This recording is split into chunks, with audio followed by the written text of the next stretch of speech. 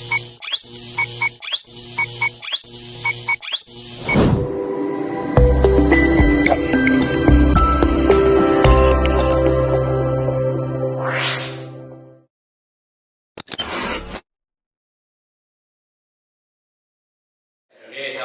warahmatullahi wabarakatuh. Waalaikumsalam warahmatullahi wabarakatuh.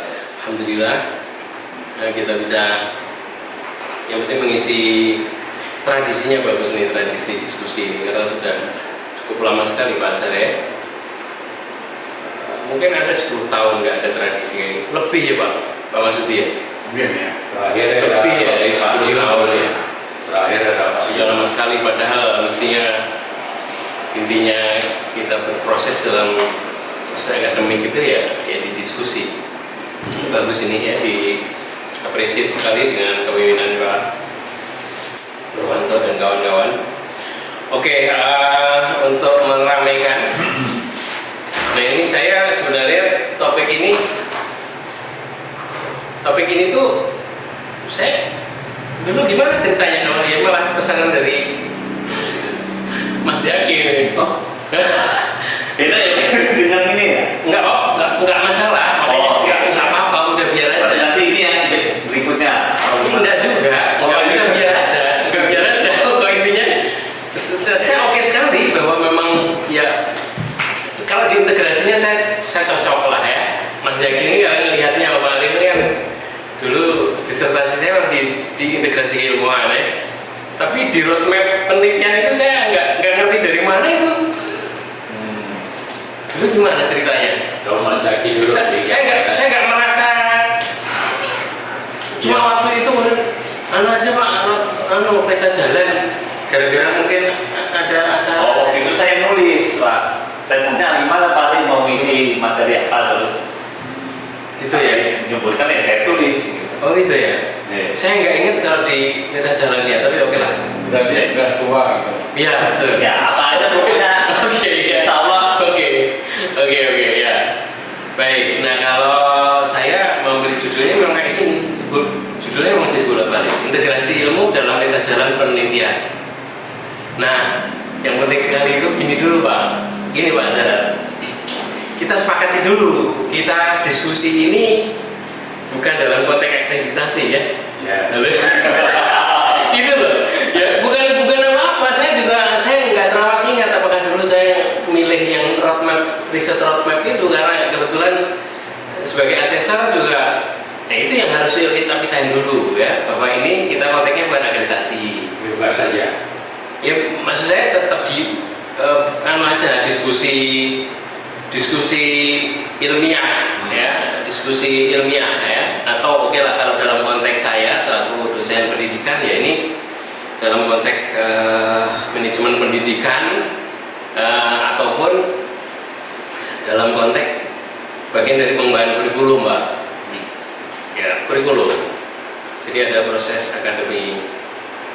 Nah jadi pertanyaannya adalah mengapa bukan riset roadmap pendidikan.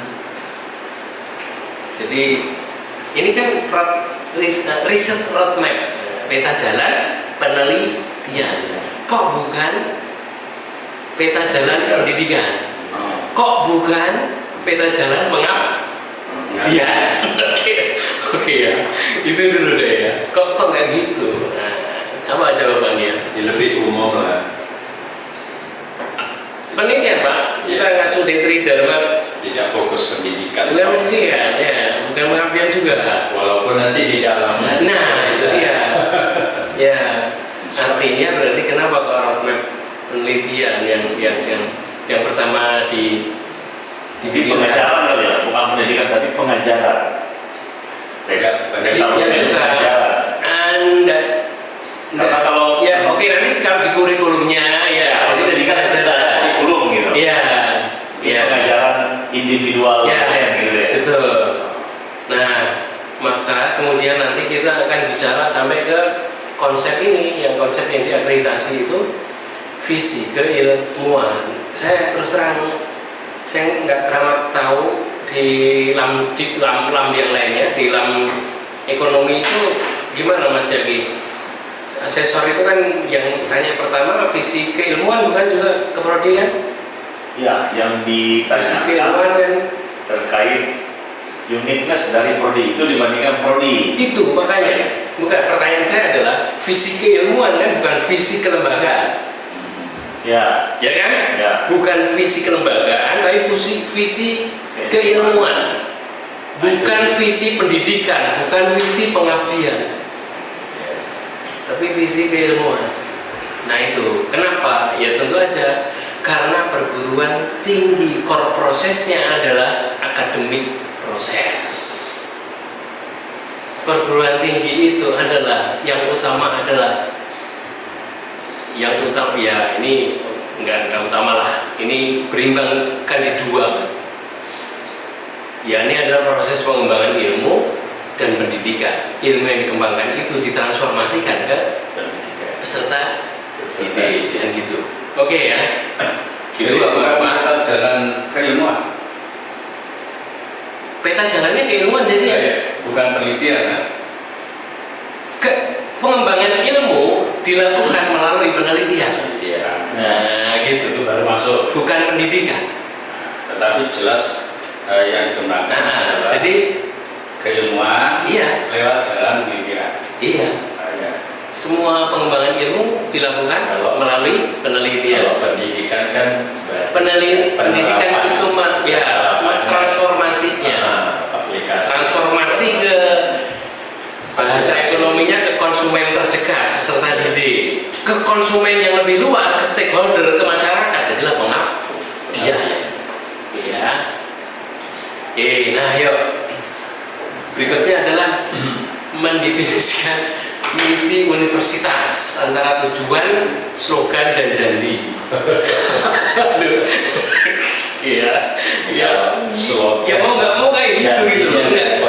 Iya, jadi misi universitas untuk kita pastikan itu sebagai tujuan. Tentu bukan sekedar slogan, meskipun kemudian oke deh biar di blow up itu jadilah kalau blow upnya kebanyakan ya cuma sekedar slogan. Atau juga mestinya itu janji suci seharusnya, tapi bukan janji promosi gitu. Ya, bukan janji promosi untuk mendapatkan mahasiswa saja, tapi janji suci yang harus diwujudkan karena tujuan. Nah, saya mengutip dari misi Universitas Alabama ya di departemen filsafatnya. Mereka merumuskan kayak gitu tuh, merumuskan misi universitasnya to advance knowledge through original research tuh kan, untuk memajukan pengetahuan atau mengembangkan pengetahuan melalui apa? Melalui riset yang sejati. Yang saya orisinil itu saya lebih yang hakiki lah, yang sejati. And provide student with foundation and critical thinking, ethics and creativity. Yang itu juga artinya adalah menyediakan bagi para mahasiswa dengan fondasi apa? Fondasi berpikir kritis, beretis, beretika, dan kreativitas. Oke, keren sekali ya. Inilah integritas akademik yang sesungguhnya. Menjadi sangat ironis kalau risetnya kok ada plagiasi, risetnya ada kopas-kopas, beli, ya dan seterusnya. Sangat ironis sekali ya. Ini bukan Universitas Islam. Oke, Islam, tapi Islam sekali. Luar biasa. Islam adalah al-kafirun ya. Memadukan kurikulum, budaya, dan dampak komunitas akademik. Saya membahasakan komunitas akademik itu kalau di perguruan tinggi, itulah kemudian RG, bukan Rocky Group, Research Group. Research Group itu sebenarnya adalah konsekuensi adanya Research Roadmap itu ya harus ada Research Group. Kemudian membentuk setiap upaya akademis, maksudnya menjadi acuan akhirnya roadmap visi universitas yang itu pengembangan ilmu itu, yaitu kemudian jadi ya dulu Mas Zaki, yang lain suruh cepat datang nih, penting. Udah di grup itu? Saya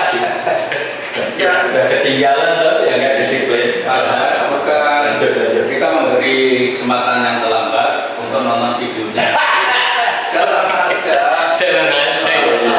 Oke, penting nggak penting itu kalau mengikuti dia. menurut keyakinan masing-masing. Nah, Oke, lanjut ya. Jadi misi yang kuat adalah menciptakan peta jalan bagi para pendidik, mahasiswa dan administrator untuk dipedomani. Ini menurut Daniel Luber, menyelaraskan upaya menuju tujuan bersama. Jadi itulah ya, setiap misi yang kita tetapkan pada dasarnya kan itu kan. Itu untuk menyatukan persepsi, menyatukan nawaitu, menyatukan oke. Nah itu misi universitas yang memang harus menjadi tujuan sesungguhnya lah, bukan hanya slogan, apalagi hanya sekedar janji promosi. Yuk berikutnya, kalau gitu pertanyaan berikutnya adalah, lah mengapa tidak cukup hanya misi aja? Nah, oke, yaitu pertanyaan sederhana aja sebenarnya. Karena apa? Pertama, direction versus action. Oke, misi itu fungsinya masih di direction aja, mengasih arah.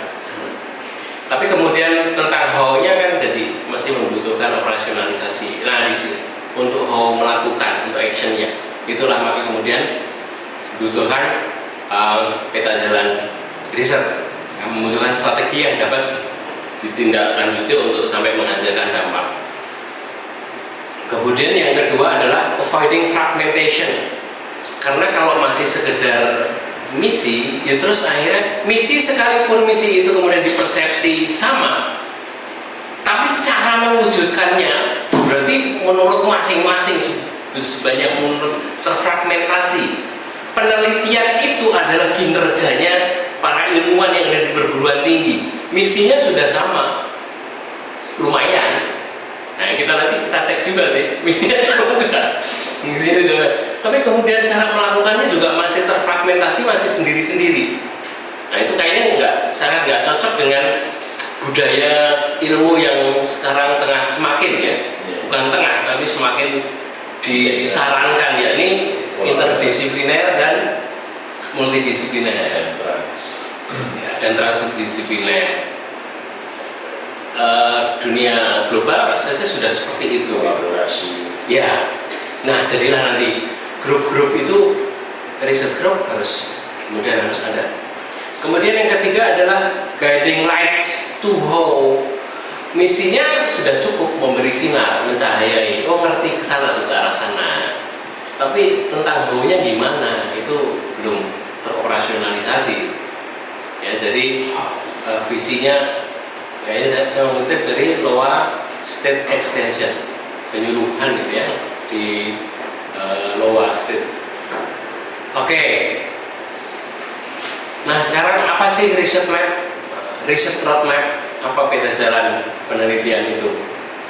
Sederhananya sekali adalah peta jalan penelitian adalah rencana strategis yang menguraikan prioritas penelitian, lini masa dan tujuan dampak. Maka kalau kita bikin roadmap individu pun kan mesti harus ada unsur itu. Apa sih tema-tema ya, tema-temanya. Terus dari sekian tema mana nih yang prioritas? Prioritas itu tentu juga harus prioritas logik, mengikuti kecenderungan dan mengikuti logika proses. Tidak asal aja. Nanti akan saya tunjukkan di antaranya, saya akan kritik juga di peta jalannya universitas. Nanti saya tunjukkan, termasuk ada peta jalannya fakultas yang sempat saya peroleh. Nggak tahu itu update atau enggak. Mulai keluar nakal. enggak, kalau nakal itu kan ada suhunya. Gitu. Ya itu enggak, itu kayak keniscayaan aja sih, harus gitu kan itu saya. Oke. Nah, untuk apa? Untuk memfasilitasi penyelarasan antar prodi, bahkan antar dosen. Jadi, nah ini ada yang menarik tuh.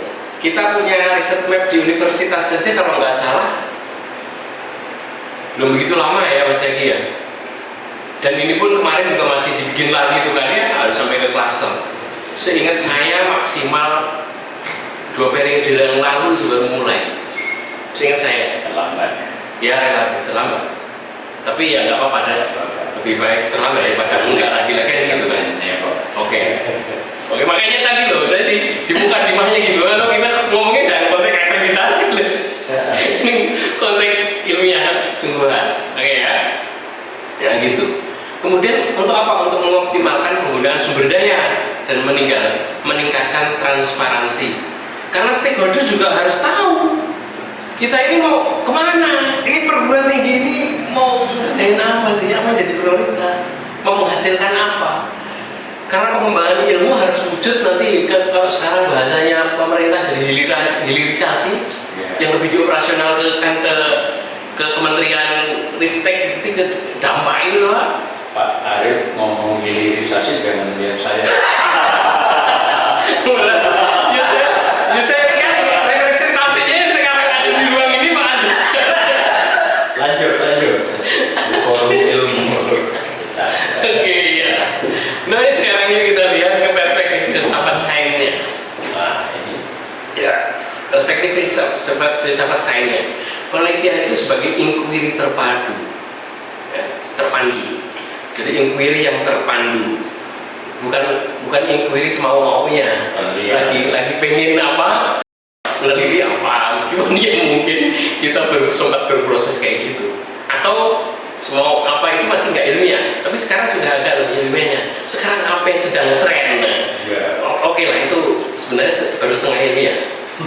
Tapi kalau ilmuwan yang mandiri nggak lihat itu harusnya, karena dia harus menyadari dirinya punya apa dan seterusnya. Dia baca kecenderungan zaman, oke itu yang dikerjakan. Oke, saya ngutip Popper Pak. Popper ya, Popper falsifikasi ya. Science must begin with myths and with the criticism of myths. Jadi sains itu memang harus dimulai dari mitos. Oke, kira tuh rapati cocok tuh dengan mungkin mazhab keagamaan kita. Tetapi gini aja, realitasnya keberagaman kita ketika masih kecil kan juga dimulai dari mitos. Saya kasih tanda petik ya, mitos yang disampaikan oleh orang tua, ya kan? Karena di sana misalnya ada dongeng. Ya kalau kita sederhanakan kita bacanya ini sebagai impian lah, impian. Tapi di sini Popper kan ngomongnya sangat sosiologis dan empirik ya. Oke, dimulai dari sejarah manusia yang sesungguhnya kan gitu kan Popper. Dimulai sains dimulai dari myths, dari mitos. And with the criticism of myths yang kemudian dilakukanlah pengkritisan terhadap mitos-mitos tersebut. Jadi sains itu ya memang harus mengubah. Kalau di bahasanya si Paulo Freire,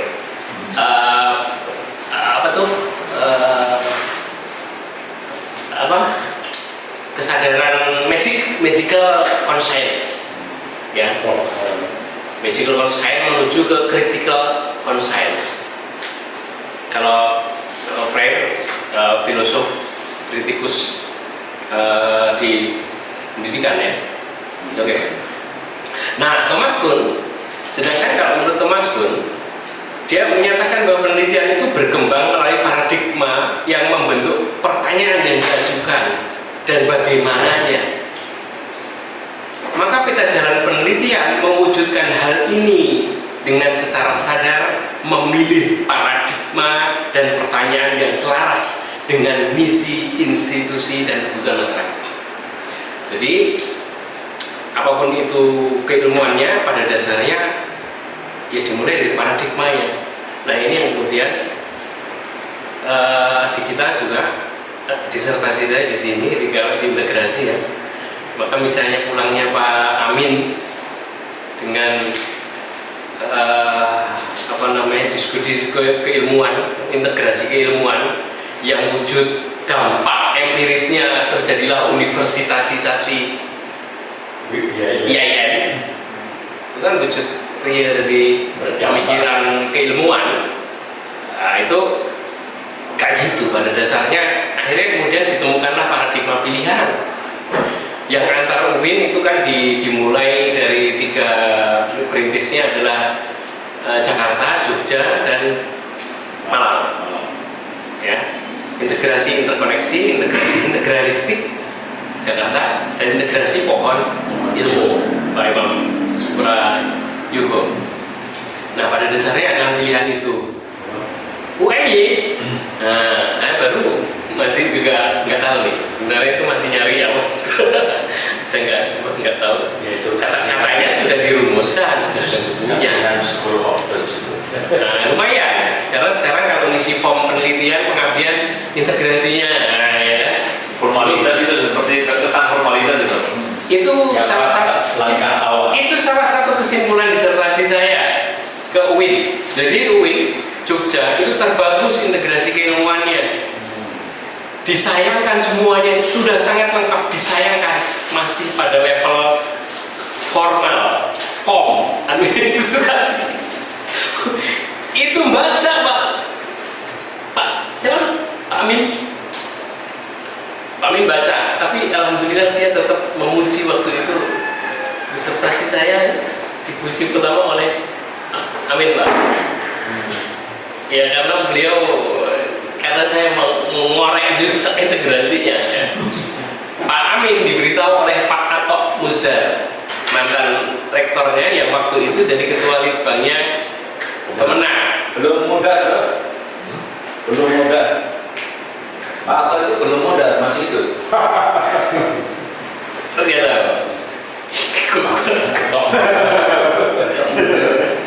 Pak Atok Muzar. Karena Pak Atok Muzar waktu itu jadi penguji saya, salah satu penguji saya. Ya, memberitahu. Memberitahu ke Pak Amin. Oke. Nah, yuk sekarang expert insight. Sekarang kalau menurut para tokoh nih, peran peta jalan dalam penelitian akademik. Misal menurut Marianne Walgreen dari Leiden University, dia menyatakan well-crafted research roadmap not only strengthen your position. Roadmap penelitian yang didesain, yang dibikin dengan baik itu bukan hanya akan menguatkan posisi Anda for grant untuk memperoleh sponsor, untuk memperoleh bantuan, but ensure your work remain relevant to society. Tetapi yang penting adalah itu untuk menjamin, untuk memastikan bahwa pekerjaan kalian kepada para peneliti itu, bahwa your work remain relevant to society, to social need, bahwa pekerjaan para ilmuwan, para peneliti, para dosen itu ya relevan dengan kebutuhan masyarakat. Jadi bukan sekedar punya roadmap, menguatkan posisi sehingga lolos dapat pendanaan, bukan hanya dapat akreditasi unggul, tapi itu yang akan menunjukkan ke masyarakat, oh relevan, oh cocok nih sama kebutuhan kita menurut stakeholder. Berdampak gitu ya. Iya, berdampak. Kemudian menurut para filsafat keilmuan kontemporer itu dinyatakan bahwa clarity in purpose and method is essential for meaningful knowledge production. Kejelasan tujuan dan juga metode ataupun strategi itu hal yang esensial dan akan memberikan makna bagi proses produksi atau pengembangan knowledge, ilmu pengetahuan. The roadmap is a testament to this clarity. Jadi itu roadmap itu sebenarnya adalah testamentnya dari kejelasan itu tadi. Testamentnya dari kejelasan mau ngapain ya, mau ngulik apanya. Oke, lanjut. Manfaat peta jalan penelitian bagi universitas. Tentu, saya cepat aja ya. Meningkatkan kolaborasi, meningkatkan dampak, meningkatkan komunikasi, dan juga meningkatkan budaya keunggulan. Karena apa? Dengan begitu akan terjadi perencanaan proaktif. Itu menunjukkan adanya roadmap, itu menunjukkan adanya perencanaan proaktif dan perbaikan yang berkelanjutan. Oke, jadi menyelaraskan antara visi keilmuan perguruan tinggi dengan kebutuhan masyarakat atau pembangunan nasional itu akan meningkatkan fokus, kemudian meningkatkan konsistensi, juga keunggulan institusi ya. Oke, itu menjadi dasar sebenarnya bagi manajemen sumber daya manusia dalam konteks perguruan tinggi. Karena kemudian kan petanya sebenarnya idealnya sih blueprint karir itu kan diawali dari kebutuhan real perguruan tinggi. Kita butuh expert apa, tapi itu kan kita sambil ya berjalan sambil jalan. Maka mulailah kemudian pengusulan guru besar berapa periode terakhir kan baru kemudian muncullah jangan sama kan gitu ya. Nah kacaunya jangan sama itu kalau semuanya linear itu nggak ada masalah. Kalau dosennya masing-masing juga zigzag loh, sopan dhisik sing itu kan gitu akhirnya. Iya. Berikutnya nggak boleh dong ambil ini, padahal ngajarnya sudah lebih lama. Itu terjadi pada saya. Oke ya. Nggak dinilai itu. Nggak apa-apa.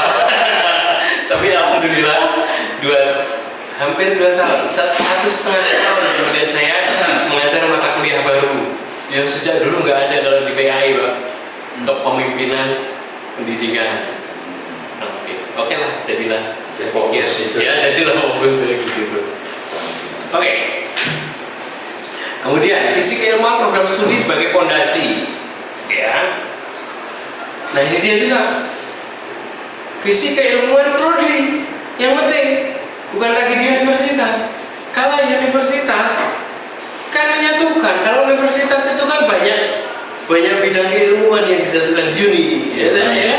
Nah berarti visi keilmuan itu letaknya memang harus clear jelas di mana di prodi visi keilmuan. Ini sebagai pondasi. Scientific mission atau scientific vision kadang disebutnya secara dipertukarkan. Apa itu? Adalah bidang ilmu utama yang menjadikan fokus atau core disiplin. Itulah yang kemudian tadi Mas Zaki bilang, nah itu yang membedakan. Kalau di Lamdik itu harus clear. Ini sama-sama PAI apa nih? Bidang keilmuannya apa yang khas, yang beda dari PAI yang lain? Unik tadi ya. Iya, ada keunikan. Nah, itu juga tentu aja kan nggak bisa semau-maunya atau semau-maunya juga kaprodi atau kondekan. Enggak. Mulainya dari mana? Ya tentu harus ngerti dari kecenderungan seluruh dosen yang ada. Maka penyusunan peta konsep itu meniscayakan ya harus partisipatif. Harus. Kalau enggak, kalau top down ya universitas top down bottom up Mas. Yang fakultas juga Yang top down. ya top down ya. Kayaknya sih nggak ramah top down, tapi gini Kecenderungannya. bottom up dilihat dari publikasi. Ya itu nggak salah ketika gini. Dan jumlah publikasi kan, nggak ada masalah. Karena asumsi tadi, banyak publikasi berarti dia semakin ahli tuh di situ. Nah gitu. Cuma perkaranya publikasinya banyak sekali, topiknya beragam sebanyak ragamnya. Nah ini ahlinya apa? Nah, Ahli apa? Itu AKBI. Itu berarti di keratonnya. Kan kita dituntut untuk spesifik. Iya. Penelitian kita. Betul. Padahal kadang pada kenyataannya kita nggak hanya meneliti bidang itu, bisa juga ke tempat lain. Apakah mungkin satu dosen itu bisa punya 2 atau lebih program atau gimana? Keahlian yang dimaknai sebagai kompetensi ataupun kemudian perspektif dalam bahasa operasionalnya itu harus satu, tapi objeknya bisa berbeda. Objek yang berbeda itu yang kemudian dimungkinkan interdisipliner, multidisipliner, non-disipliner. Contoh dalam kasus Pak Arif, penjelasannya gimana? Kalau saya, ya paling sederhananya kalau saya ketika duduk di universitas, perspektif saya agama Islam. Ketika saya duduk di fakultas, saya pendidikan Islam. Ketika saya duduk di prodi, nah itu muncullah sampai kemudian, yes, saya mendalami expert saya di kepemimpinan pendidikan. Lebih dalam lagi. Oke, gitu. Nah gitu, kurang lebih kayak gitu. Kalau narasumber filmnya anak mesinnya ya biar ada. Oh gitu. Maksud Bisa kopi.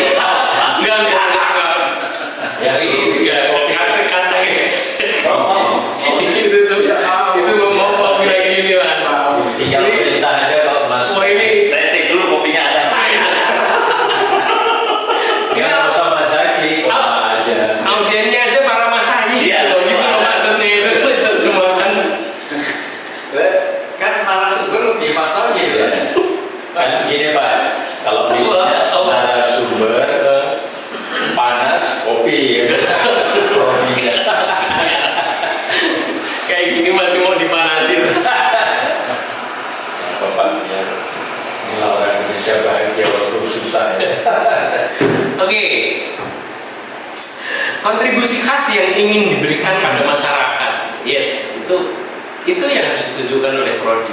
Nah, saya punya kekhasan yang ini, sehingga saya nanti akan mengembangkan ilmu ini agak dampaknya kayak gini nih. Saya bedanya dari yang PAI yang ada di lain, di EXA yang ada di perguruan tinggi lain dan seterusnya. Nilai-nilai atau pendekatan khas. Nah, jadi dalam visi keilmuan itu terkandung ya kita integrated ya. Apa Pak? OEA ya, metodologi epistemologi aksiologi OEA ya, itu integrated lah dalam visi keilmuan dan epistemologi ya, harus di situ integrated dengan aksiologinya. Jadi di situ tercermin nilai-nilai atau pendekatan yang khas. Sebagai contoh, interdisipliner atau berbasis kebutuhan lokal atau berkelat sustainable ya, berkelanjutan, berorientasi era society dan seterusnya. Silakan lah, itu pilihan ya, itu pilihan kecenderungan. Atau kalau semuanya penting ya cari dong yang merangkum keseluruhan komponen itu. Nah, visi keilmuan juga merupakan komitmen terhadap pengembangan ilmu tertentu. Jadi visi keilmuan itu komitmen itu apa ya, itu yang menunjukkan komitmen prodi untuk nanti diantar untuk mengembangkan ilmu tertentu itu. Nah, contoh PAI berfokus pada pendidikan keteladanan. Misal kalau keyword yang dipilih adalah keteladanan, kepemimpinan tadi. Ngerti ya? Ada kaitannya. Ada jelas. Mau saya bikin lah. Exact contoh berfokus pada manajemen halal. Enggak ngerti nih. Fokusnya apa Mas Yagi dalam exact? Exact enggak? Cuma satu konsep. Kamu sendiri ya? Banyak enggak satu, karena ada Tidak satu rumput. ya, tidak satu tema fokus, bukan manajemen halal saja. Karena Oke lah, boleh itu silakan karena banyak harus ada perbedaan antar dosen. Nggak apa-apa, masalah itu expertise. Tapi kalau ditanya EXA UMY dengan EXA UIN, nah itu apa? Ini tema besarnya halal. ini Pak Masudi yang bisa menjawab. Nah, apa tuh? Manajemen halal paham dengan kondisi prodi. Itu lah ya, sudah saya lupakan itu. Dilupakan ya. Nah, itu saya KD aja dilupain Pak. iya. BKD ya. Tapi lagi lama-lama jadi Sudah maaf orang rumah dilupain. konsumen. Iya, sudah sangat semeleh ya. Konsumen. Semuanya dilupain. Ternyata. Saya ngarang aja manajemen halal, ngarang aja. Ya. KPI misalnya, fokus pada spiritual counseling digital. Saya nggak Contoh. apa Pak? Yang konseling Oh, ada dua juga. kan satu komunikasi satu konseling. Oh, Terus itu masih dua. Masih dua kan juga. Wah itu di level cabangnya saja masih ada 2 cabang. Belum ke tema Iya. risetnya. Komunikasi dan Nah kayak Dan konseling. sebenarnya itu harus ya kalaupun gini lah, kalaupun memang kemudian itu menjadi cabang karena kaitannya dengan latar belakang pendidikan dan expertise, dicarikan dong temanya menyatukan. itu kenapa konseling itu? Karena di masa terbaru kan branding yang laku itu konseling. Tapi belakangan ini Kepentingan branding ya. ya branding juga. Kepentingan branding ya. Iya itu. Iya. Oke deh ya sudah deh saya Ini makom duduknya di situ. saya oke aja lah. kalau yang ini sudah diintai malaikat maut biar sendiri aja Pak. Makanya saya nggak boleh ikutan. Ya emang masih muda ya. Lanjut Pak. Lanjut ya. Nah maka visi keilmuan itu ya, bagi prodi sebenarnya DNA-nya deoksirin nukleo asid ya, DNA-nya, gennya. Ini yang membedakan kemudian nanti kalau gen manusia itu yang menurunkan nilai-nilai yang terwariskan keturunannya yang jadi Adanya sangat bikin membedakan betul dengan anak-anak yang lain. Makomnya di sana. Jadi serius ini istilah teknis yang lainnya identitas diri. Ketika ini belum selesai, belum jelas identitas dirinya Prodi, belum beres. Kalau nggak jelas ya akan terombang-ambing itu sana sini. Bahasa pesantrennya belajar jelas kalau nggak jelas. Oke, gitu. Oke ya. Oke, kemudian peta jalan penelitian adalah dokumen strategis 5 sampai 10 tahun. Ini saya sudah tadi sudah di filsafatnya juga, sekarang agak lebih turun ya di manajemennya, sekarang akan lebih praktis ya. Jadi peta jalan yang 5 sampai 10 tahun itu merinci apa tema-tema besar penelitian. Tadi di awal sih sudah ada ya. Kemudian topik-topik dia, nah ini dia hanya di sini disebut ada tema, ada topik. Oke, saya kira sepakat kita ya. Tema adalah grand topik kan gitu kan ya. Topik besar itu adalah tema. Kemudian ada topik-topik prioritas setiap tahun atau periode. Ada target keluaran. Ya, oke lah, di sana bisa disebut publikasi itu salah satunya. Kemudian ada paten, ada produknya itu sendiri, ada kebijakan dan seterusnya. Kemudian ada kolaborasi yang diharapkan. Kalau kita mau ini monggo Bu Mbak Lisa. Ya ini nanti diedit Pak. Ininya diedit ya. Nah, ada berarti menggambarkan juga kalau saya mau targetnya ke sini di tahun kesekian, itu kan tergambar. Jadi siapa pihak-pihak partisipan yang perlu dikolaborasi kan? Baik mungkin boleh berpenting yang lain atau di dunia usaha, dunia industri atau yang lainnya. Kemudian di situ juga akan tergambar sumber daya yang dibutuhkan. Oke, ini kalau ini sudah sudah hal teknis ya. Pertanyaannya, 10 tahun bisa nggak riset ini lebih dari itu? Apa tidak bisa terlalu lebih jauh lagi ke depan? Begini aja sih. Ini kalau saya menyetujui yang namanya riset map itu ya sekitar itu aja, antara 5 sampai 10. Ngikut apa sih? Satu, ngikut periodisasi kepejabatan. Artinya ada dimensi etis kan di sana kan. Kalau ini sudah kita bikin anunya sampai sekian tahun, iya nih diteruskan ya, yang berikutnya juga setuju dengan itu kan. Etika itu kan.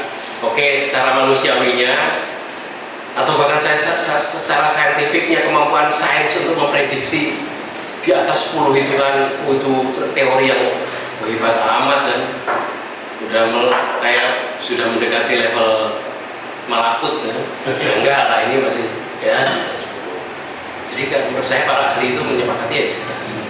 Tapi bahwa bikin oke lah sampai 20 silakan aja, tapi itu fleksibel. Tapi harus membuka peluang itu mungkin akan dirubah juga.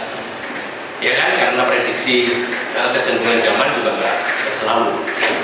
Jadi unsur etikanya tadi menurut saya yang lebih utama. Saya kadang-kadang ketika dulu beberapa tahun yang lalu, 10 tahunan yang lalu saya masih aktif di melatih para kepala sekolah. Saya kadang berolok-olok visi sekolah itu banyak. Kayak saya olok-oloknya karena apa? Seringkali visi sekolah itu warisan, masih mewariskan, dan kepala sekolah baru nggak berani ataupun mungkin merasa canggung untuk merubah. Saya melorok-oloknya sebagai visi warisan. Pemateri tiga air Pak, kopi, susu sama nanti bisa dilanjutkan kopinya Pak. Oke, ini bagus. Ini bagus kalau audiennya para Mas Hayi itu usul apa aja. Nanti dilanjutkan. Oke ya. Oke, kemudian Karena kopi disimpan lama kan expired. ya. Gimana tahap untuk membangun riset map? Balik kopi. Enggak, saya sudah terlalu tinggi dari tambahan. Saya sudah panas. Sudah panas ya belajar Bu Nisa sama. Enggak ada larangan saya dari Saudi yang ngasih kopi. Saya tahu diri aja. Oke, nah gimana membangun riset roadmap? Ya, ada beberapa tahap kuncinya, ada 5 tahap kunci. Yang pertama ada penyelarasan visi. Ya, ini dia juga tahu. Ada penyelarasan. Nah, ketika universitas tadi itu top down ya memang kurang bagus, tapi kayaknya setengah top down lah, setengah top down berarti setengah bottom up juga artinya ya. Oke lah, berarti adalah setengah penyelarasan visinya berdasarkan kuantitas publikasi. Yang realitasnya kita masih juga lihat ya, kayak yang disampaikan Mas Yadi itu realitas kan ya. Mungkin beberapa dosen tertentu yang memang sudah teramat menemukan jati dirinya sehingga fokusnya selalu itu juga. Itu saya kira masih satu dua aja ya. Dan terutama di bidang-bidang kedokteran atau ilmu-ilmu teknik yang lebih membutuhkan spesifikasi ya Pak, spesialisasi. Kedokteran kan sampai ke spesial ya, sehingga semakin mereka juga. Oke. Jadi memang harus gitu, harus ada penyelarasan visi. Jadi kalau fakultas pun kemudian menyusun visi roadmap keilmuan sendiri ya, jadi nggak sesuai secara teoretik, mesti harus partisipatif. Dan juga bukan para pejabat yang dimintakan, tapi seluruh dosen. Atau kalau nggak mungkin seluruh dosen yang mewakili bidang keilmuan di masing-masing prodinya. Gitu. Kemudian key step yang kedua adalah identifikasi skala prioritas. Setelah itu baru kemudian mana nih yang akan lebih diprioritaskan. Ini juga nggak semau-maunya. Melihat sumber daya yang ada juga, sumber daya itu adalah ya expertise, keahlian, tetapi juga ini bukan hanya expertise, tapi kecenderungan perkembangan keilmuan di bidang itu yang sudah ada, sehingga kita juga nggak mengulang atau jadi ketinggalan dibandingkan dari yang lain. Bukan maksudnya nggak semata-mata hanya minatnya si peneliti atau si ahli. Jadi agar ada relevansi sosial dan akademis yang signifikan. Oke, sehingga dimungkinkan terjadi maksimalisasi potensi dampaknya. Key step yang ketiga adalah perencanaan kolaboratif. Nah, libatkan fakultas kalau universitas, libatkan prodi kalau fakultas, libatkan dosen kalau prodi, dan bahkan mahasiswa secara aktif. Tapi oke lah kalaupun mahasiswa enggak ya, kalau gini sebenarnya ya, ketika dosen itu mau mengembangkan apa, nah itulah levelnya dosen itu mengundang para mahasiswa, mungkin mahasiswa pilihan itu aja ya, karena tidak semua mahasiswa juga aktif semuanya kan, dan punya giroh keilmuan yang sama dalam proses perencanaan untuk menumbuhkan rasa kepemilikan dan perspektif yang beragam. Roadmap penelitian mau nggak mau harus jadi motivasi. Kalau top down ya nggak akan ada motivasi dong. Oh, saya nggak terwakili ya, kok saya dipaksa ngapain, saya nggak suka itu. Nah, ini teori umum lah di manajemen bahwa memang harus visi organisasi harus gitu kan ya, ilmu sosiologi ya. Key step yang keempat, penerapan metrik. Nah, kalau sudah kemudian ada skala prioritas, kemudian perencanaan kolaboratifnya terwujud, maka dibikinlah metriknya. Metrik yang jelas untuk mengukur dampak dan kemajuan, memastikan akuntabilitas dan perbaikan berkelanjutan. Lebih lebih operasional, keterukurannya ya, kayak gitu ya.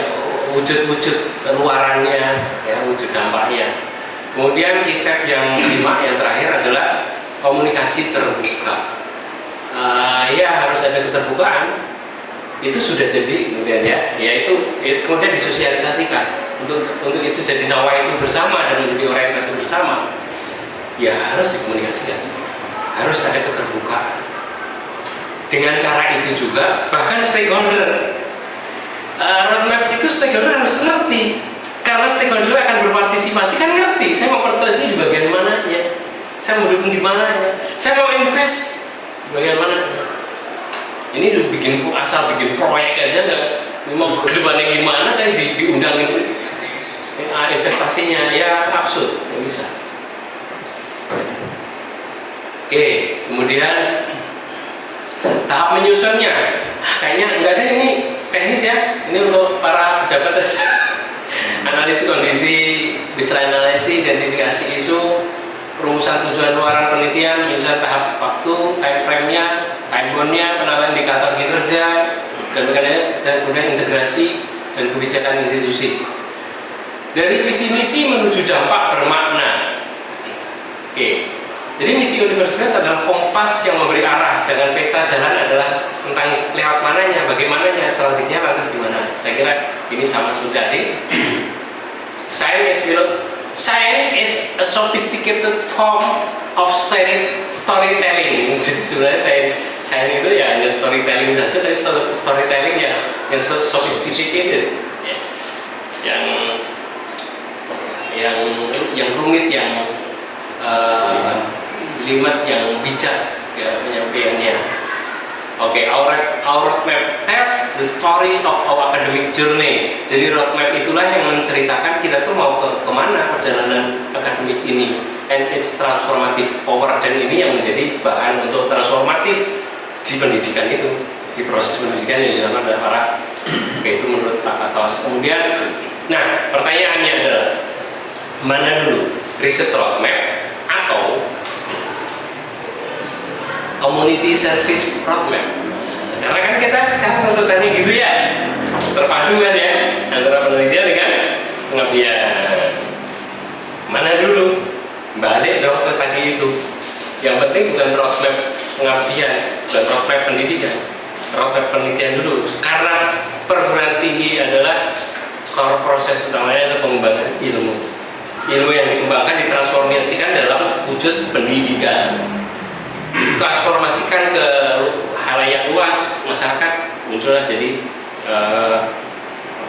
community service atau pengabdian. Nah, pertanyaan berikutnya lagi adalah sejauh ini apakah sudah integrated? Coba kita cermati aja yang punya universitas itu integrated belum tuh? Kalau departemennya masih sendiri-sendiri. Nah, ini yang saya tunggu Pak Arif. Oh, itu ya. Yang fakultas juga sudah belum ya? Loh, bukannya begitu? Tuntutan kita aja sudah begitu. Lebih dari itu harus integrasi ilmu ya. Oh. Universitas dulu. Pak, ini Pak kritiknya Pak. Nah, no RG no partai. Itu kalau Rocky Group. RG-nya Rocky Group. Kalau ini no RG no RRM. Tidak ada research group, tidak ada roadmap. Roadmap gitu. Ya, research roadmap. Tidak ada research group, tidak ada research roadmap. Harus roadmap dulu baru grup. Nah itu kalau itu Pak Azhar udah jadi pertanyaan, mana dulu? RG dulu atau RM dulu? Ya peneliti dulu. RG mungkin ya. RG dulu mungkin ya. RG dulu lah. Apa RRM? Iya, Kalau ada RG-nya gimana nyusun roadmap? Siapa yang nyusun kan ya? Diskusi dulu. Oke. Kalau RG dulu harus ada asumsi. Keahlian sudah clear. Nah, tapi realitas kita kan sampai jalan. Itu ya realita. RG-nya hanya jamaah ya. Masih jamaah. Yang belum ya masih cloud ya. Oke, gitu. Nah, oke. Roadmap top down. Nah, ini dia kritik saya. Pertama memang oke lah, meskipun tadi kayaknya sih saya ganti lah. Ini ekstrimnya top down. Tapi masih kita bilang top down ya. Universitas top down. Setengah lah. Dari visi-visi itu Pak. Visi-visi cuman ke gitu fakultasnya itu diserahkan ke bidang masing-masing fakultas, dan tapi tetap mengacu pada visi. Ya, makanya di bagian itu kalau gitu sudah benar, karena memang universitas karena merangkum posisinya berarti di mana? Ya di fakultas pun karena prodinya beragam, turun lagi, maka muncullah visi keilmuan. Riset roadmap dimulai dari visi keilmuan. Yang punya visi keilmuan adalah ahli, peneliti. Maksud saya peneliti aja dulu, peneliti. Visi keilmuan. Jadi diakreditasi, makanya diakreditasi ya visi keilmuan itu yang kedua. Oke.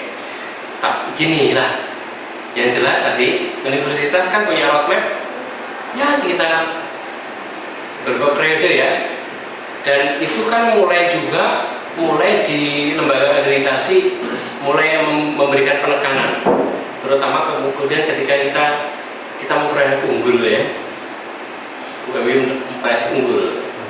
Nah itu kan harus ada, intinya harus ada roadmap di tingkat universitas, haruslah dibikin. Jadi dalam satu unsur kesejarahan kita bisa maklumi kalau nuansanya agak cenderung lah ya untuk top down kan gitu.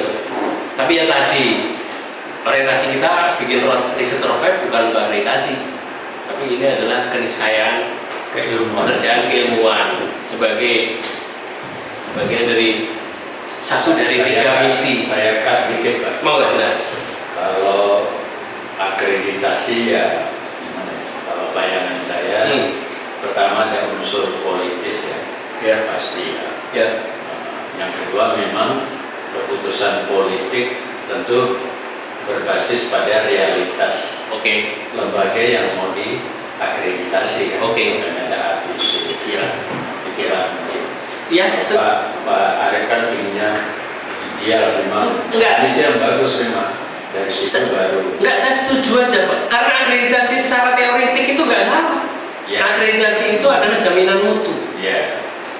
Jadi nggak ada yang salah. Tapi di atas yang sering terjadi di atasnya kurang. Nah, yang kemudian RR gini aja. Ya gini. Image building itu nggak salah. Dalam teori pengembangan organisasi itu harus ada pembangunan citra. Persoalannya membangun citra itu harus clear juga, esensial, substantif. Tapi kalau kebanyakan ternyata yang dibangun itu bajunya, itu jadi baru masalah sebenarnya gitu. Oke ya, begitu. Jadi akreditasi memang tetap betul karena itu secara teoretik adalah bagian dari AME ya, jaminan mutu eksternal. Gak ada soal. Oke, kemudian silakan, Pak Arif. Pilihnya aja lah ya. Bapak. Saya tuh ya punya mimpi yang lebih besar. Mimpi besar. Tapi mimpi besar sudah. Wah itu. Ini kan Jumat paling malu lah. Ini turunannya dari mimpi besar ini. Gimana Pak? Ini gini Pak. Ya selama ini riset luaran riset kita itu kan baru sebatas publikasi yang tertata di rak-rak online yang ada di Scopus, di Research dan Social Direct Study dan lain sebagainya. Saya punya mimpi itu begini Pak.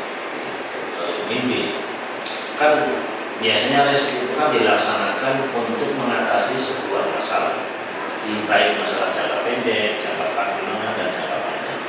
Contoh masalah di teknik, karena Indonesia itu belum punya motor, motor elektrik atau motor biasa yang kita pakai.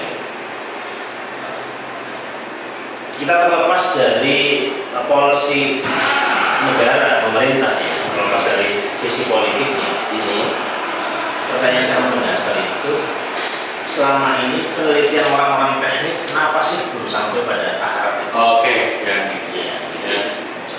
Dan ini pernah saya tanyakan juga dengan acara yang di hal universitas, kenapa sih hanya menciptakan kipas angin saja Indonesia nggak bisa untuk jurusan prodi elektro, teknik mesin, kenapa sih mesin rumput aja nggak bisa? Kira-kira begitu. Mungkin kayak kita sosumnya kita mengawal kebijakan dalam aspek pendidikan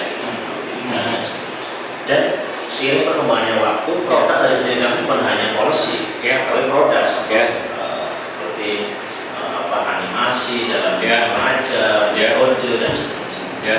Nah, jadi barangkali ini usul saya gitu.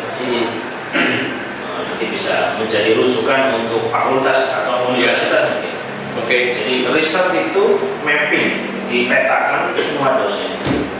Kita yang berbasis masalah. Universitas itu punya masalah apa saja? Ya dari seluruh produk, prodi-prodi yang ada ya. Dipetakan lagi. Ke fakultas. Nah fakultas punya ekonomi syariah. Nah kira-kira bagaimana cara pandang kita ya untuk bisa output riset itu berbasis produk sesuai dengan kapasitas, keilmuan dan konsentrasi masing-masing. Gitu Pak. Oke, baik. Gini Pak, saya kayak mengingatkan saya juga dan mengingatkan kita semuanya. Oh ya, nggak ada proses pendidikan yang ada di ruang hamba ya. Perguruan tinggi kita juga nggak ada di ruang hamba juga ya. Memang iya. Proses penelitian, proses pendidikan ya akan ditentukan juga oleh faktor yang lainnya, termasuk atau terutama yang dominan dalam politik, yaitu realitas. Memang iya. Kenapa perguruan tinggi outputnya nggak ini? Apakah memang karena nggak bermutu? Nyatanya kita sudah banyak terbukti kita nggak terawat, mungkin banyak dari segi kuantitatif atau kualitatif juga kita banyak kalah sama negara maju, perguruan tinggi dari negara maju. Karena mereka sistem politiknya memang memberi ruang bahwa pengembangan sains itu identik dengan pengembangan negara kan gitu ya. Di kita kan kadang-kadang nah itu kemudian ke ke politik penganggaran munculnya sampai sana kan untuk riset berapanya kan munculnya wujudnya kan kemudian di sana. Iya sih kita mau bergantung itu, tapi kita tentu tetap harus punya kemandirian. Coba kita bandingkan misalnya riset-riset hasil keluaran mana ya kita ITB lah kalau kita sebut. Apakah memang teramat tertinggal dari riset di universitas di Jepang atau di Amerika? Mungkin memang ada beberapa secara mutu mungkin ya. Arif orang Jepang. Iya Jepang. Tapi memang gitu Pak, yang kemudian kebijakan politik itu akan sangat menentukan sekali iya. Dan kemudian yang kedua Pak, poinnya terus gimana kalau yang untuk itu? Ya kita harus mandiri, kita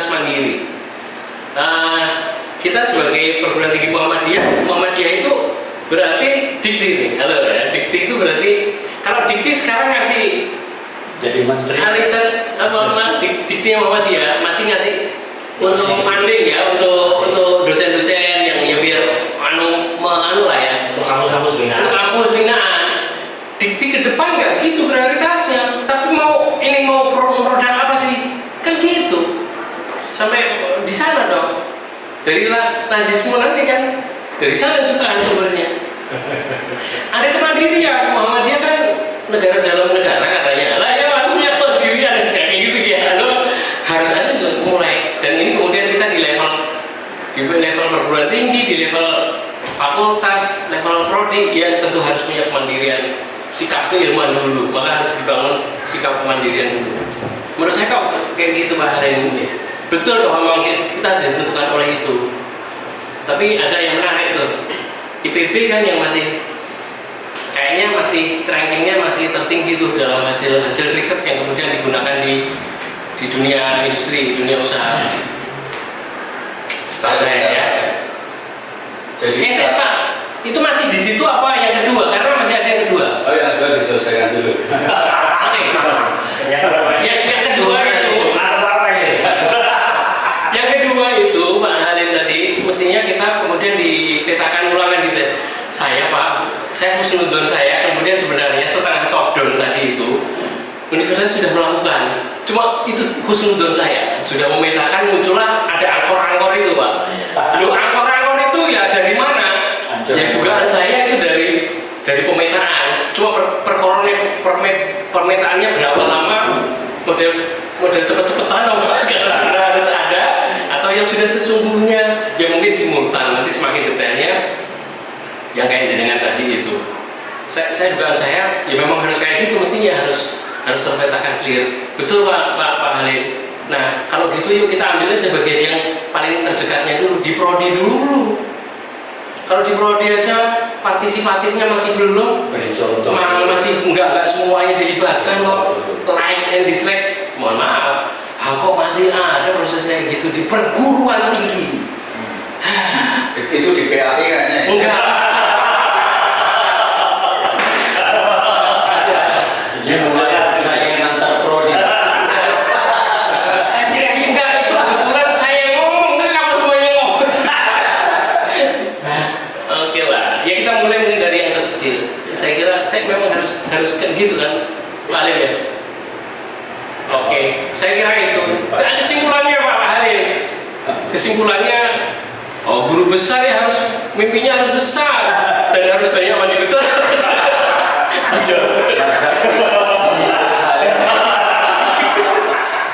Sudah berhasil berhasil. Ini yang bukan ya silakan ayo. Yang mengusulkan mandi besar. Enggak, Pak, maksudnya ya diskusi tadi ya kita. Iya. Kan gembira. Jadi nggak begini, Pak Arif, ya, ada dua model perguruan tinggi. Yang satu itu polanya konvensional. Ya, UMY itu mesti selalu rujukannya negeri pada masa yang lalu. Sampai hari ini mungkin juga gitu ya. Tapi kalau bapak-bapak dan ibu pernah ke Universitas Amikom, ada yang pernah ke sana. Itu pola pendidikannya berbasis kepada tentu IT ya, IT global itu maksudnya. yang rankingnya itu kalau nanti teman-teman melihat dunia UGM, ITB itu kalah semua dalam konteks dunia. Oke. Itu rankingnya jelas. Mereka pakai standar global. Standar global itu Amikom itu di ranking 2 atau 3 Oke. dunia. Ya terus. Dan kemudian kalau model pola ya Profesor Muda ini, bagaimana karya Amikom ini bisa dilengkan dengan bintang-bintang papan atas di Amerika. Ya, contoh yang terakhir itu tentang Sunan Kalijaga atau Amikom itu andalannya kan film animasi loh. animasi. Iya, gimana? Yang itu kemudian memang orang dengan kuliah di situ belum lulus bisa nyanyi. Iya, karena brandnya berhasil. Ya. Memang polanya beda, ya artinya tidak semata-mata. Maksudnya nggak tergantung sama politik pendidikan kan gitu. Tidak, sehingga Amikom itu di jajaran internasional levelnya di atas perguruan tinggi. Oke. Maka kemudian kan ada yang salah berarti kan dari pola pendidikan kita. Ya dalam artian lebih banyak ya konvensional tadi yang kemudian tidak merebut pangsa pasar dan sebagainya, sehingga yang kuliah ya sarjana dan nganggur. Oke. Maka ya itu tadi ada persoalan ketika gagasan Pak Arif itu akan dimunculkan ya di kampus yang manapun, secara ekonomi harus mapan dulu. Kalau tidak mapan, yang terjadi adalah penelitian yang manapun ujung-ujungnya uang. Oke. Itu nggak bisa dipungkiri. Oke. Nah, maka bagaimana kemudian agar penelitian itu ya selaras tadi? Ya memang sejak awal Amikom pokoknya kamu jadi mahasiswa yang expert, tetapi kemudian langsung mendapatkan uang dan itu tidak bertabrakan. Tetapi kalau kita yang diidealkan Mas Pak Arif itu kan menjadi tabrakan. Yang penting proposal banyak-banyak, dapat duit banyak-banyak, hasilnya seperti apa kita tidak mau tahu. Nah, ini sekedar komentar Mas. Pak Arif, mumpung ingat ya. Iya, silakan. Menarik. Saya mau coba menyambung ini. Mungkin kita kan bentar lagi pada pleno nih ya, prodi-prodi kan. Ya kita kalau saya sudahlah UMB seperti itu dulu. Ya. kualitasnya seperti itu aja kayak Pak Arif. Enggak kualitas tapi kalau viral begini, mumpung pleno besok FSIP dan semua prodinya bisa belajar dari Amikom tadi, nyambung dengan Pak Halim. Produk apa yang bisa kita lahirkan, dampak yang berdampak pada kesejahteraan. Nah, itu bagus itu Pak. Nggak usah nunggu webinar, kita tanpa lari dari gitu Pak Arif. Nyambung. Ya makanya itu juga kan jawaban saya ke Pak Halim. Ya kita, tapi gini loh bahwa realitasnya nggak ada yang ada di ruang hampa tadi itu realitas. Yang tanya Pak Halim kan juga gitu. Kenapa ya? Bahkan kan bukan hanya UMB aja kan Pak Halim ya, yang lainnya juga. Keseluruhan ya karena kecuali ntar dulu. Atau kayak gini. Amikom itu contoh yang punya kemandirian keilmuan lah dalam konteks diskusi kita hari ini ya. Punya kemandirian keilmuan. Terus akhirnya Pak Marsudi, berarti mereka sudah cukup sih memungkinkan itu. Enggak juga, perkembangan Amikom itu kan juga harus dibiayai, juga ada subsidi dari pemerintah juga untuk riset-riset dan lainnya. Nah, kemandirian Amikom mungkin ya dugaan saya, karena Amikom itu tadi kan brand utamanya kan, unggulannya kan di animasi kan, animasi kan. Ya pas aja karena topik teknologi informasi di animasi itu memang apa ya? Itu aspek yang juga booming kan, apalagi sekarang terdukung dengan AI-nya. Ya kayak secara logik, lebih bisa lebih mandiri karena pas fokus objeknya itu di hal yang sedang tren di tingkat global. Nah gitu Pak maksudnya. Saya oke. Kemandirian itulah yang saya maksud tadi. Perlu ada kemandirian itu perlu. Sampai ya tadi, yuk kita mandiri dulu, fakultas harus clear dulu. Bahkan sebelum fakultas kan prodi harus clear dulu.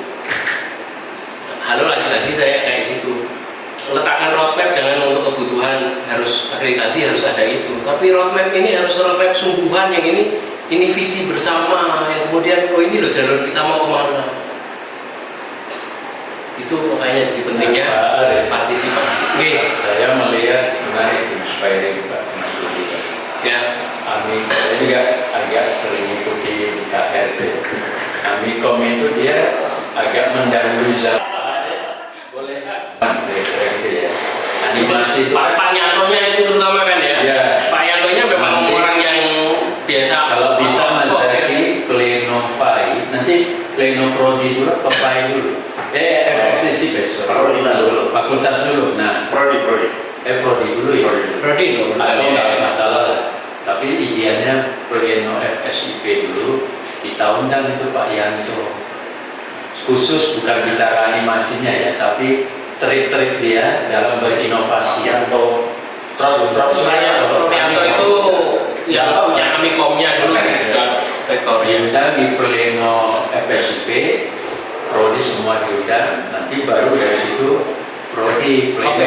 Oke lah Pak Azhar, Itu bagus sebenarnya. untuk memotivasi pengajian FC nih hadiahnya pengajian FC tanggal 31 Januari ini Tapi kalau pengajian kesannya hanya pengajian nggak usah ngomong gede. di sini aja kok nggak di sini. Pesannya dipersiapkan. Oke. Sudah ini loh ide-ide baru itu. Kalau kita ingin belajar secara Nah ini narasumber merangkap moderatornya bingung kan? ini bebas saja ya. Iya. Jadi kalau teman-teman ingin belajar lebih baik tentang Amikom, ya, teman-teman datang ke Amikom difasilitasi oleh Pak Yanto. Ya sudah ya. Nah, saya nanti bisa menghubungkan. Sangat luar biasa. Oke. Itu sangat kita belajar inovasi, mahasiswa penghasilannya sudah jutaan. Itu kan luar biasa. Ya, oke ya. Saya setuju kalau itu untuk memotivasi. Yang mau kita bangun adalah sistem Bapak-Bapak. Iya. Oke, untuk motivasi ya. karena memang Amikom juga kemajuan Amikom nggak terlepas dari pionirnya ya Pak Yanto, dan secara personalitinya memang orang ini suka out of the box, banyak punya ini. Yang kedua tadi itu Amikom itu karena objek yang dikembangkannya memang hal yang tren di tingkat global. Jangan lupa. Ya semuanya kan harus begitu. Ya iya, makanya. Ya itu Sesuai dengan kapasitas masing-masing, iya, gitu kan. iya makanya untuk memotivasinya saya setuju. Tapi jangan lupa yang harus kita bangun adalah sistemnya. Oke, setuju? Oke, iya, saya setuju ya. Jadi dari motivasi baru ke sistem. Oke. Berikutnya ini nggak usah saya urai ya, Senat Guru Besar masih Oh iya, itu saya masih Dewan anu lah ya, jabatan akademik lah. Idealnya kan mestinya itu kumpulan expertise ya, Pak Expert. Unggul Islami, unggulnya masih pada kayaknya masih ya, mudah-mudahan unggul lebih anu lah ya.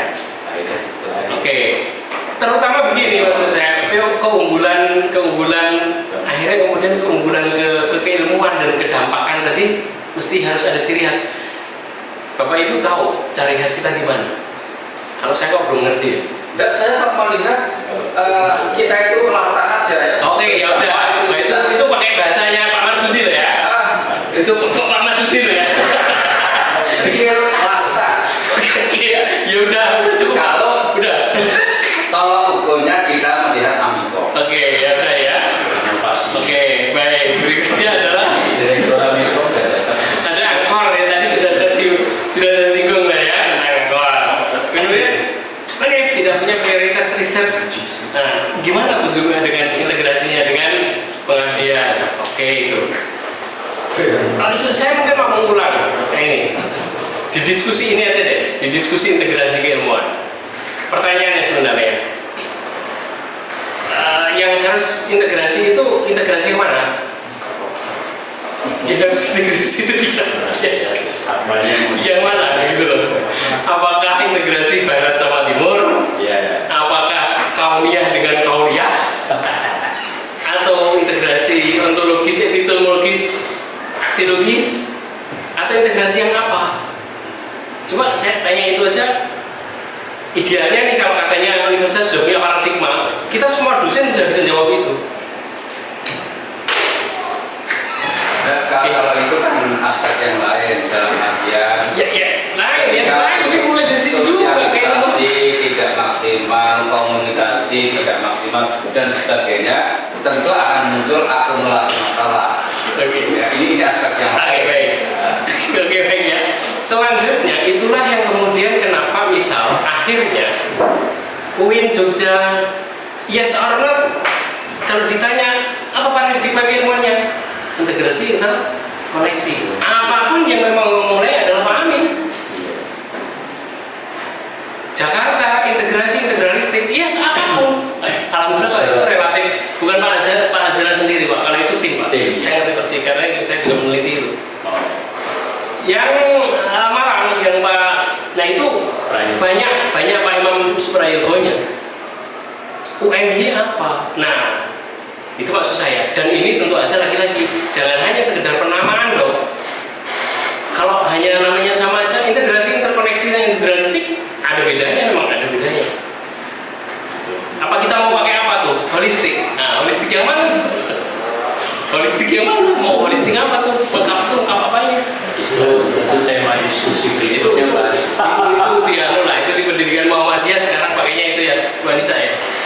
Holistik ya? Gitu kan ya? Dan sudah bisa